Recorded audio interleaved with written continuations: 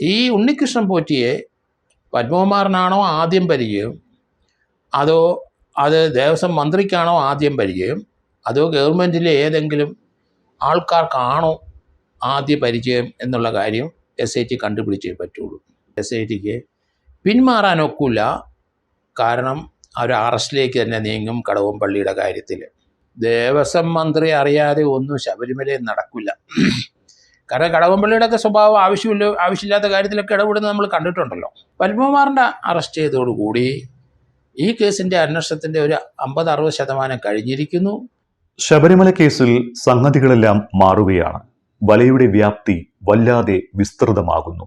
ഇനി ആരൊക്കെ ഇതിൽപ്പെടും, ആരൊക്കെ ബന്ധപ്പെട്ടിട്ടുണ്ട് എന്നൊക്കെ വരും ദിവസങ്ങളിൽ മുൻ ദേവസ്വം മന്ത്രി കൂടിയായ കടകംപള്ളി സുരേന്ദ്രനെ ചോദ്യം ചെയ്യുന്നതിലൂടെ പുറത്തു വരുമെന്നാണ് എല്ലാവരും കരുതുന്നത്. ഇതേ വിഷയം തന്നെയാണ് ഇന്ന് ചർച്ച ചെയ്യുന്നത്. Retired SP George Joseph sir ഒപ്പമുണ്ട്. സാർ, ഈ സ്വർണ്ണപ്പാളികൾക്കായി ഉണ്ണികൃഷ്ണൻ പോറ്റി സർക്കാരിന് അപേക്ഷ നൽകിയതിന്റെ അടിസ്ഥാനത്തിലാണ് ദേവസ്വം ബോർഡിലേക്ക് ആ ഫയൽ എത്തിയത് എന്നാണ് പത്മകുമാർ മൊഴി നൽകിയിരിക്കുന്നത്. അങ്ങനെയെങ്കിൽ ഈ സ്വർണ്ണ കവർച്ചയിൽ സർക്കാരിന് മുന്നറിവ് ഉണ്ടായിരുന്നു എന്ന് വരില്ലേ? അപ്പോൾ ഈ ഒരു കേസിന്റെ വ്യാപ്തി വർദ്ധിക്കില്ലേ? കേസിൻ്റെ വ്യാപ്തി എന്തായാലും വർദ്ധിക്കും. കാരണം പത്മകുമാറിനെ പോലെ കറകളഞ്ഞ ഒരു മാർക്സിസ്റ്റ് പാർട്ടിക്കാരൻ, മാർക്സിസ്റ്റ് വിശ്വാസി എന്തുകൊണ്ടാണ് ഈ തട്ടിപ്പിന് കൂട്ടി നിൽക്കുന്നത്? കാരണം അത് അദ്ദേഹം സ്വന്തമായിട്ട് ചെയ്തതല്ല എന്ന് വരുത്തി തീർക്കാൻ ഒരു ശ്രമം നടത്തിയിട്ടുണ്ടോ? കാരണം ഗവൺമെൻറ്റിൽ കൊടുത്ത ഒരു പേപ്പർ വന്നപ്പോഴാണ് അതിലേക്ക് താൻ നടപടി സ്വീകരിച്ച് താൻ നിരപരാധി എന്നുള്ള രീതിയിലൊരു ധ്വനി അതിനകത്ത് വന്നിട്ടുണ്ട്. അപ്പം നമ്മളാരും പ്രതീക്ഷിച്ചില്ല ഉണ്ണികൃഷ്ണൻ പോറ്റി പത്മകുമാറുമായിട്ട് നേരിട്ട് ബന്ധപ്പെട്ടാണ് ഈ തട്ടിപ്പ് നടത്തിയെന്നാണ് നമ്മളൊക്കെ കരുതിയത്. പക്ഷേ ഇപ്പം വരുന്ന വാർത്ത, ഉണ്ണികൃഷ്ണൻ പോറ്റി ഗവൺമെൻറ്റിലേക്ക് ദേവസ്വം മന്ത്രിക്ക് ഒരു പരാതി അല്ലെങ്കിൽ ഒരു പെറ്റീഷൻ അല്ലെങ്കിൽ ഒരു കുറിപ്പ് കൊടുത്തു എന്ന് പറയാം. ശബരിമലയിലെ അവിടുത്തെ വിഗ്രഹത്തിൽ അല്ലെങ്കിൽ അവിടുത്തെ ദ്വാരപാലക ശില്പത്തിലും അവിടുത്തെ വാതിലിലും കട്ടിലപ്പടിയിലുമൊക്കെ സ്പോൺസേഴ്സ് ധാരാളം പേരുണ്ട്. അവരത് സ്വർണം പൂശാനുള്ള ഒരു സന്നദ്ധത പ്രകടിപ്പിച്ചിട്ടുണ്ട്. അതുകൊണ്ട് അതിനുള്ള നടപടികൾ സ്വീകരിക്കണം എന്ന് ഒരു ദേവസ്വം മന്ത്രിക്ക് ഒരു പെറ്റീഷൻ കൊടുത്തു. അത് തൻ്റെ അടുത്ത് വന്നപ്പോഴാണ് ഈ നടപടി ഉണ്ടായെന്നുള്ള രീതിയിലാണ് പത്മകുമാർ പറഞ്ഞു വെക്കുന്നത്. എന്തായാലും പത്മകുമാറാണ് ദേവസ്വം ബോർഡിൻ്റെ പ്രസിഡന്റ്, ഏറ്റവും ഉന്നത പോസ്റ്റിലിരിക്കുന്ന ആളാണ്. അതിൻ്റെ മുകളിൽ ദേവസ്വം മന്ത്രിയേ ഉള്ളൂ. അപ്പോൾ ദേവസ്വം മന്ത്രിയുടെ അറിവോടുകൂടിയാണ് താൻ ഇത് ചെയ്തത് എന്ന് ആണ് പത്മകുമാർ SITക്ക് മൊഴി കൊടുത്തിരിക്കുന്നത്. അങ്ങനെയെങ്കിൽ ഈ ഉണ്ണികൃഷ്ണൻ പോറ്റിയെ പത്മകുമാറിനാണോ ആദ്യം പരിചയം, അതോ അത് ദേവസ്വം മന്ത്രിക്കാണോ ആദ്യം പരിചയം, അതോ ഗവൺമെൻറ്റിലെ ഏതെങ്കിലും ആൾക്കാർക്കാണോ ആദ്യ പരിചയം എന്നുള്ള കാര്യം SIT കണ്ടുപിടിച്ചേ പറ്റുള്ളൂ. അത് വ്യക്തമായി തീർച്ചയായിട്ടും കുറ്റച്ചാർജിനകത്ത് വരണം. ഉണ്ണികൃഷ്ണൻ പോറ്റി എന്ന ഒരു കഥാപാത്രത്തെ ഇവിടെ സ്വർണം മോഷ്ടിക്കാനായിട്ട് കൊണ്ടുവന്ന ആര്, അല്ലെങ്കിൽ അതിന് പ്രൊട്ടക്ഷൻ കൊടുത്ത ആരുടെ കോണ്ടാക്റ്റാണ് എന്നത് വ്യക്തമാക്കേണ്ടിയിരിക്കുന്നു. അത് ചോദ്യം ചെയ്തപ്പം പത്മകുമാർ പറഞ്ഞിരിക്കുന്നത് തനിക്ക് ഗവൺമെൻറ്റിൽ നിന്ന് ഒരു ലെറ്റർ കിട്ടി, അതിൻ്റെ അടിസ്ഥാനത്തിലാണ് താൻ ഇത് ചെയ്തത് എന്ന് വന്നാൽ തീർച്ചയായിട്ടും അതിനകത്ത് ദേവസ്വം മന്ത്രി അതിനകത്ത് ഉത്തരവാദിയാണ്. അദ്ദേഹം അതിനകത്ത് എന്താണ് ആ ലെറ്റർ ഇങ്ങോട്ട് അയച്ചപ്പോൾ അതിലെന്താണ് എഴുതിയിരിക്കുന്നത്, എക്സാമിൽ നിന്നാണോ, അതേതെങ്കിലും ഡയറക്ഷൻ ഉണ്ടോ, റിട്ടേൺ ഡയറക്ഷൻ ഉണ്ടോ, ഇങ്ങനെയൊക്കെ 100,000 ചോദ്യങ്ങൾ അതുമായിട്ട് ബന്ധപ്പെട്ട് വരുമ്പോൾ അതിനകത്തൊരു ഇൻവോൾവ്മെൻറ്റ് ദേവസ്വം മന്ത്രിക്ക് അന്നത്തെ ദിവസം ഉണ്ടെന്നുണ്ടെങ്കിൽ കടകംപള്ളിയെ തീർച്ചയായിട്ടും അറസ്റ്റിലേക്ക് കൊണ്ടുവരേണ്ടി വരും എന്നാണ് ഞാൻ കരുതുന്നത്. മന്ത്രി ഇടപെട്ടോ അല്ലെങ്കിൽ ഏതെങ്കിലും നിർദ്ദേശങ്ങൾ നൽകിയോ എന്നൊക്കെ ഇനി കണ്ടെത്തേണ്ടതുണ്ട്. അത് കൃത്യമായി മനസ്സിലാക്കുന്നതിന് കടകംപള്ളിയെ ചോദ്യം ചെയ്യേണ്ടേ? മന്ത്രി പറഞ്ഞാൽ പിന്നെ ദേവസ്വം ബോർഡിനെ ചെയ്യാതിരിക്കാൻ ആകില്ലല്ലോ. അപ്പോൾ അന്നത്തെ മന്ത്രിക്ക് ഈ ഒരു വിഷയത്തിൽ നിർണായക റോൾ ഉണ്ടായിരുന്നു എന്ന് സംശയിക്കണം? തീർച്ചയായിട്ടും നിർണായക റോള് ഉണ്ടെന്ന് തന്നെ സംശയിക്കേണ്ടിയിരിക്കുന്നു. കാരണം നമ്മുടെയൊക്കെ ധാരണ പത്മകുമാർ മുഖേനയാണ് ഈ ഓപ്പറേഷൻ. അതിനകത്ത് ഒരു അറിവ് ദേവസ്വം മന്ത്രിക്ക് പത്മകുമാർ കൊടുത്തുള്ള അറിവാണ് എന്നാണ് സ്വാഭാവികമായിട്ടും നമ്മളൊക്കെ ചിന്തിക്കുന്നത്. പക്ഷേ അങ്ങനെ അല്ലല്ലോ സംഭവം. പത്മകുമാർ പറയുന്നത് അത് ദേവസ്വം മന്ത്രിയുടെ അവിടുന്ന് ഒരു ലെറ്റർ വന്നു, അത് ഉണ്ണികൃഷ്ണൻ പോറ്റി കൊടുത്തതാണ്, അവിടെയാണ് കുഴയുന്നത്. അതുകൊണ്ട് ഇതുവരെയുള്ള അന്വേഷണത്തിൽ നമുക്ക് ഏകദേശമൊക്കെ ഊഹിക്കാമായിരുന്നു. പക്ഷേ ഇങ്ങനെ ചില എവിഡൻസുകൾ ഇപ്പം പത്മകുമാറിനെ ചോദ്യം ചെയ്തപ്പം SITയുടെ മുമ്പിൽ വന്നു. അതിൻ്റെ അടിസ്ഥാനത്തിൽ തീർച്ചയായിട്ടും SITക്ക് പിന്മാറാനൊക്കില്ല. കാരണം അവർ അറസ്റ്റിലേക്ക് തന്നെ നീങ്ങും കടകംപള്ളിയുടെ കാര്യത്തിൽ. സാർ, മറ്റൊരു കാര്യം, ദേവസ്വം ബോർഡിന്റെ ഒരു ഫയലും സർക്കാരിന്റെ മുന്നിൽ വരില്ല എന്നാണ് കടകംപള്ളി പറയുന്നത്. ദേവസ്വം കാര്യങ്ങളിൽ തീരുമാനമെടുക്കുന്നതും ഉത്തരവാദിത്വവും ദേവസ്വം ബോർഡിൻ്റെതാണത്രേ. അത് എത്രത്തോളം വിശ്വസിക്കാനാകും? ദേവസ്വം ബോർഡിന്റെ കാര്യങ്ങളിൽ ദേവസ്വം മന്ത്രിക്ക് ഒരു ബന്ധവുമില്ലേ? ദേവസ്വം മന്ത്രി അറിയാതെ ഒന്നും ശബരിമലയിൽ നടക്കില്ല. കാരണം കടകംപള്ളിയുടെ ഒക്കെ സ്വഭാവം ആവശ്യമില്ലാത്ത കാര്യത്തിലൊക്കെ ഇടപെടുന്നത് നമ്മൾ കണ്ടിട്ടുണ്ടല്ലോ. അതുകൊണ്ട് എല്ലാ കാര്യത്തിലും പുള്ളിയോട് ചോദിച്ചിട്ട് തന്നെയാണ് ചെയ്യുന്നത്. അങ്ങനെയെങ്കിൽ കടകംപള്ളിക്ക് നല്ലൊരു റോൾ ഇതിനകത്തുണ്ട്, അതിന് യാതൊരു സംശയമില്ല. ആ ഒരു കേസിനെ സംബന്ധിച്ചിടത്തോളം ഇപ്പോൾ 6 പേര് ഇപ്പം അറസ്റ്റ് ചെയ്തിട്ടുണ്ട്. 7ാമത്തെ ആൾ കടകംപള്ളിയിലേക്ക് പോകും. അതുതന്നെയല്ല, 8ാം പ്രതിയായിട്ടാണ് ഇതിനകത്ത് പത്മകുമാറിനെ സൈറ്റ് ചെയ്തിരിക്കുന്നത്. ഇനി അതിനകത്ത് 2 പേരെയും കൂടെ മിച്ചം കിടപ്പുണ്ട്. മറ്റ് ജയശ്രീയും കൂടെ വരുമ്പം 11 പ്രതികൾ വരും. 11 പ്രതികളുടെ അറസ്റ്റോടുകൂടി പിന്നീട് വരുന്നത് ഈ ദേവസ്വം ബോർഡിൻ്റെ മന്ത്രിയിലേക്ക് കാര്യങ്ങൾ എത്തും എന്നാണ് ഞാൻ കരുതുന്നത്. അവിടെ കൊണ്ട് നിന്ന ഭാഗ്യം. കാരണം ദേവസ്വം മന്ത്രിക്ക് ഒരു ലെറ്റർ അല്ലെങ്കിൽ പരാതി അല്ലെങ്കിൽ ഒരു റിക്വസ്റ്റ് ഉണ്ണികൃഷ്ണൻ പോറ്റി കൊടുത്തത് നേരിട്ടാണോ, അദ്ദേഹത്തിന് എങ്ങനെ പരിചയം, എത്ര നാളത്തെ പരിചയമുണ്ട്, അതോ അത് മുഖ്യമന്ത്രിയുടെ ഓഫീസിൽ നിന്ന് വന്നതാണോ എന്നുള്ള കാര്യങ്ങളിലൊക്കെ ഇനി വ്യക്തത വരുത്താനുണ്ട്. എന്തായാലും രാഷ്ട്രീയ സ്വാധീനമൊന്നും ഇവിടെ നടക്കില്ല. CPM പാർട്ടി കുറ്റം ചെയ്ത ഒരു ശിക്ഷ അനുഭവിച്ചോട്ടെ എന്ന് അവരെയൊക്കെ തള്ളി പറഞ്ഞു കഴിഞ്ഞു. അതുകൊണ്ട് ഇതിനകത്ത് കൈയിട്ട് വാരിയവരാരായാലും ശരി, എത്ര ഉന്നതനായാലും ശരി, പാർട്ടിയിൽ എത്ര സ്വാധീനമുള്ളതായാലും ശരി, പാർട്ടിയിലെ ഏറ്റവും ഉന്നത പോസ്റ്റ് ഉള്ള ഒരാളായാലും ശരി, അത് പാർട്ടി അവരെ സംരക്ഷിക്കില്ല എന്ന ഉറപ്പ് MV ഗോവിന്ദൻ്റെ പ്രസ്താവന നമ്മൾ കണ്ടു. അതുകൊണ്ട് കുറ്റം ചെയ്തവർ ശിക്ഷിക്കപ്പെട്ട് അതിനെന്താ കുഴപ്പം എന്നുള്ള രീതിയിലാണ് കാര്യങ്ങൾ വരുന്നത്. അതുകൊണ്ട് ദേവസ്വം മന്ത്രി ഉണ്ടെങ്കിൽ അവിടെ കൊണ്ട് കാര്യങ്ങൾ നിൽക്കും. പക്ഷേ ഒരു കാര്യമുണ്ട്, ഒരു മന്ത്രി ഒരു ഉത്തരവ് കൊടുത്താൽ, മന്ത്രി ഒരു കാര്യത്തിൽ അറിവുണ്ടായെങ്കിൽ ആ വിവരം ക്യാബിനറ്റിൽ പറയണം. കൂട്ടുത്തരവാദിത്തമാണ് മന്ത്രിക്കുള്ളത്. മുഖ്യമന്ത്രിയും മന്ത്രിമാരുടെയും കൗൺസിലാണ് ഭരണഘടന 166, 67 അതൊക്കെയാണ് പറയുന്നത്. അപ്പോൾ അങ്ങനെ വരുമ്പോൾ ഇതിനകത്ത് ഒരു മന്ത്രി ഒരു കാര്യം പറഞ്ഞാൽ അത് ക്യാബിനറ്റിൽ വെച്ച് നേരത്തെ പാസ്സാക്കണം, അറിവ്, അല്ലെങ്കിൽ അവരെ ഇൻഫോം ചെയ്യണം, അല്ലെങ്കിൽ സംഭവം നടന്നു കഴിഞ്ഞ് ക്യാബിനറ്റിൽ ഇൻഫോം ചെയ്യണം. അപ്പോൾ തനിക്ക് ഇതുപോലെ ശബരിമലയിലെ അവിടുത്തെ ശബരിമല ദേവനെ അവിടെ സ്വർണം പൊതിയാൻ ആൾക്കാർ വരുന്നു, പണവുമായിട്ട് വരുന്നു, സ്വർണവുമായിട്ട് വരുന്നു, അതിന് അനുവദിക്കണം എന്ന് പറഞ്ഞ് കൊണ്ടാണ് ആ പരാതിയെങ്കിൽ തീർച്ചയായിട്ടും ആ വിവരം വളരെ ഇമ്പോർട്ടൻ്റായ ഒരു കാര്യമാണ്.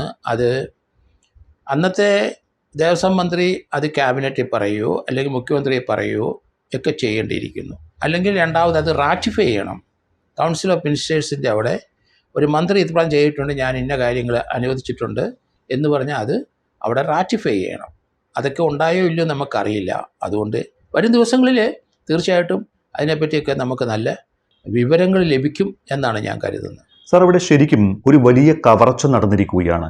ഭഗവാന്റെ സ്വർണം അടിച്ചു മാറ്റിയിരിക്കുകയാണ്. അതേക്കുറിച്ചാണ് അന്വേഷിക്കുന്നത്. 2 മുൻ പ്രസിഡന്റുമാർ അറസ്റ്റിലായിരിക്കുന്നു.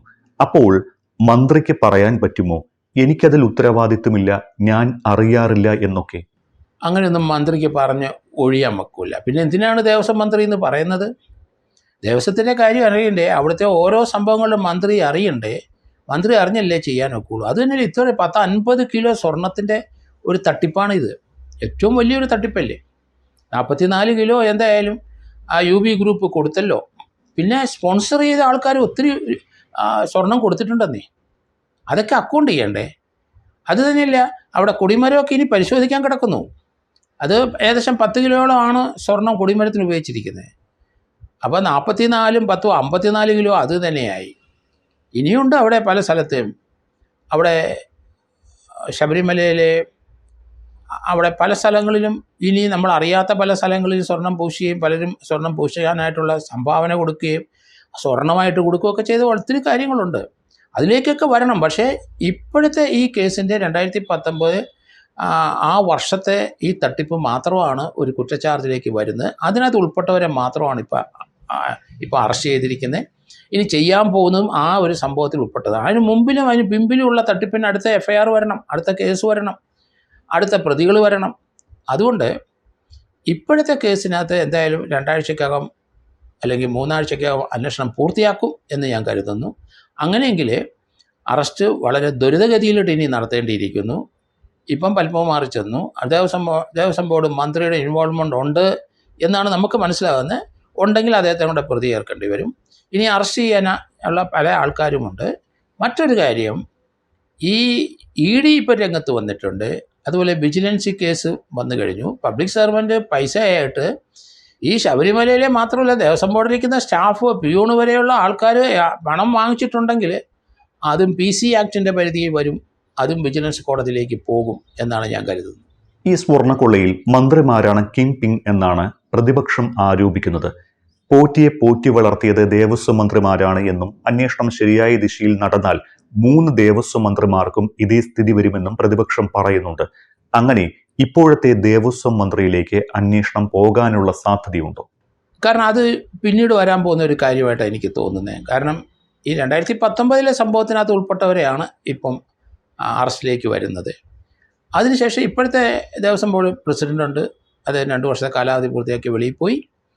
അതിനുശേഷം അദ്ദേഹത്തിൻ്റെ റോളും ഇതുപോലെയൊക്കെ തന്നെ വരുന്നതായിട്ടാണ് ഞാൻ കരുതുന്നത്. അതുകൊണ്ട് അടുത്ത കേസിലേക്ക് അദ്ദേഹം, ഈ കേസിനകത്ത് അദ്ദേഹത്തെ ഉൾപ്പെടുത്തുമോ ഇല്ലയോ എന്ന് എനിക്കറിയില്ല. കാരണം 2019 നടന്നതും 2024-25 നടന്ന രണ്ട് സമയമാണ്.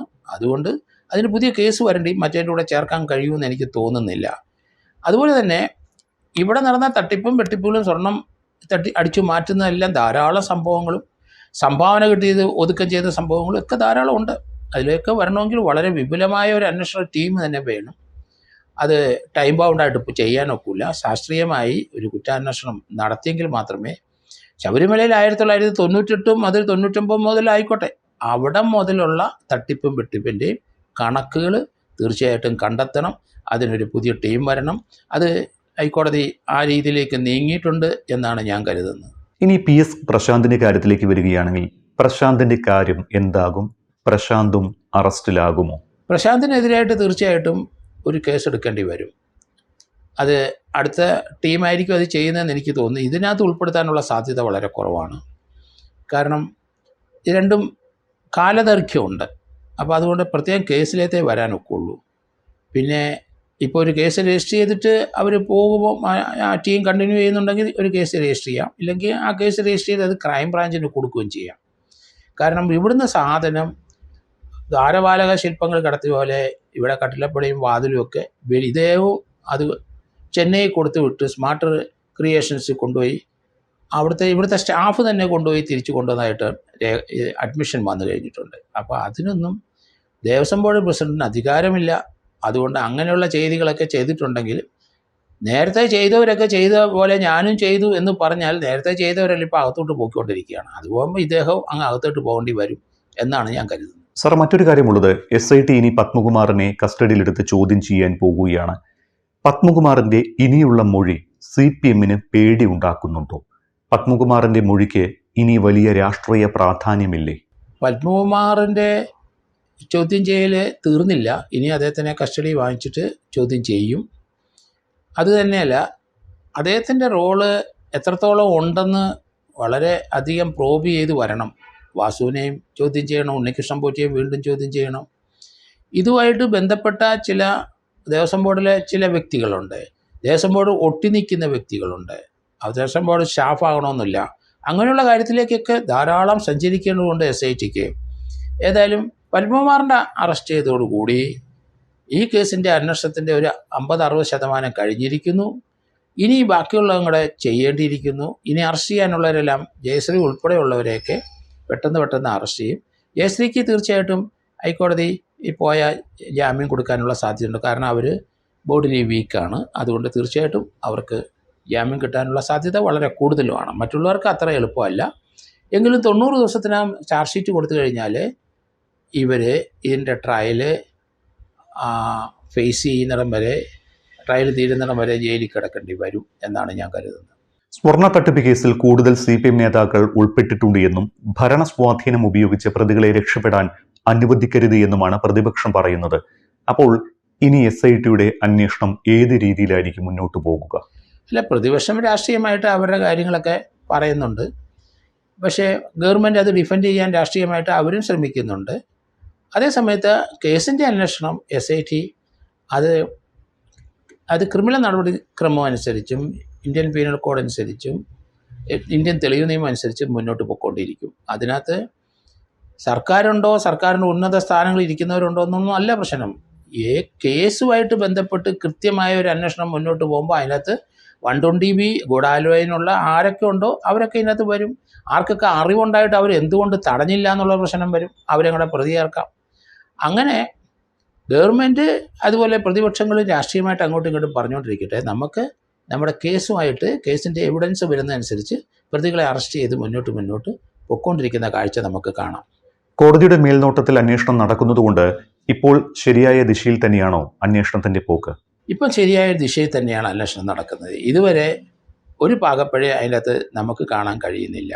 അതേസമയത്ത് ഇതിനകത്ത് കുറച്ച് ഡിലേ, പത്മകുമാറിനെ അറസ്റ്റ് ചെയ്യാൻ അല്പം ഡിലേ സംഭവിച്ചു. അത് ചില ഇൻവെസ്റ്റിഗേഷൻ്റെ ചില പ്രത്യേകത കൊണ്ടാണ്. ചില വിവരങ്ങൾ അറിഞ്ഞ ശേഷം മാത്രമേ ഒരാളെ അറസ്റ്റ് ചെയ്യുകയുള്ളൂ. അതുകൊണ്ട് ഒരാഴ്ചത്തോളം ഗ്യാപ്പ് ഉണ്ടാകും. അത് പറയുന്ന പോലെ അത്ര ഈസി അല്ല ഒരു ഇൻവെസ്റ്റിഗേഷൻ. എവിഡൻസ് വരുന്നതനുസരിച്ചാണ് പുതിയ ആളെ പ്രതി ചേർക്കണോ തള്ളിക്കളയണോ എന്നുള്ള കാര്യങ്ങൾ. അത് ആ എവിഡൻസ് വരുന്നത് ഇപ്പം പണമായിട്ട് വാങ്ങിച്ചിട്ടുണ്ടെങ്കിൽ അതിൻ്റെ എവിഡൻസ് വരണം. വ്യക്തികളെ ചോദ്യം ചെയ്യുമ്പോൾ അവരുടെ മൊഴികളിൽ നിന്ന് വരണം. കൂട്ടുപ്രതികളുടെ മൊഴികൾക്കകത്ത് ചോദ്യം ചെയ്യുമ്പോൾ അതിൻ്റെ മൊഴികൾ വരണം. അങ്ങനെ വ്യത്യസ്തമായ തലങ്ങളിൽ നിന്ന് എവിഡൻസ് വരുമ്പോൾ അതിനകത്ത് എത്ര ഉന്നതനായാലും ശരി അയാളെ അറസ്റ്റിലേക്ക് ഉൾപ്പെടുത്തും എന്നാണ് ഞാൻ കരുതുന്നത്. സാർ, എന്തായാലും ഈ ശബരിമല കേസിൽ സംഗതികളെല്ലാം മാറുകയാണ്. വലയുടെ വ്യാപ്തി ഞാൻ ഇൻട്രൊഡക്ഷനിൽ സൂചിപ്പിച്ചതുപോലെ വല്ലാതെ വിസ്തൃതമാകുന്നു. ഇനി ആരൊക്കെ ഇതിൽ ഉൾപ്പെടും, ആരൊക്കെ ഈ കേസുകളിൽ ബന്ധപ്പെട്ടിട്ടുണ്ട് എന്നൊക്കെ വരും ദിവസങ്ങളിൽ ഒരുപക്ഷെ കടകംപള്ളിയുടെ ചോദ്യം ചെയ്യലോടെ നമുക്ക് പുറത്തു വരും എന്ന് കണക്കാക്കാൻ കഴിയുമോ? ദേവസ്വം മന്ത്രിയുടെ റോള് എന്തായാലും ഒരു 120B ഗൂഢാലോചന അദ്ദേഹം ഉണ്ട്. അത് തന്നെയല്ല, അദ്ദേഹത്തിൻ്റെ റോള് അദ്ദേഹത്തിന് ഇത് ഒഴിയാൻ കഴിയത്തില്ല. കാരണം ഒരു പരാതി അല്ലെങ്കിൽ ഒരു ലെറ്റർ, ഒരു റിക്വസ്റ്റ് അദ്ദേഹത്തിൻ്റെ മുമ്പിൽ വന്നു കഴിഞ്ഞു. അത് പത്മകുമാറിന് അയച്ചു കൊടുത്തെന്നുള്ള എവിഡൻസായി. ഇനിയിപ്പം അന്നത്തെ ദേവസ്വം മന്ത്രിക്ക് അതിൽ നിന്ന് ഒഴിയാൻ ഒക്കില്ല. അതുകൊണ്ട് അദ്ദേഹത്തിൻ്റെ ഒരു ഇൻവോൾവ്മെൻറ്റ് ഇതിനകത്തുണ്ട്. അതിന് മോണിറ്ററി ബെനിഫിറ്റ് എന്തെങ്കിലും അദ്ദേഹത്തിന് ലഭിച്ചിട്ടുണ്ടോ എന്നുള്ള കാര്യം ഇനി വരേണ്ടിയിരിക്കുന്നു. അതിന് ED വന്നിട്ടുണ്ട്. അതുപോലെ തന്നെ വിജിലൻസിലേക്കും FIR പോയി കഴിഞ്ഞിരിക്കുന്നു. അതുകൊണ്ട് വരും ദിവസങ്ങളിൽ തീർച്ചയായിട്ടും എത്ര ഉന്നതരായാലും ശരി, ആരായാലും ശരി ഇതിനകത്ത് പെടും എന്നാണ് ഞാൻ കരുതുന്നത്.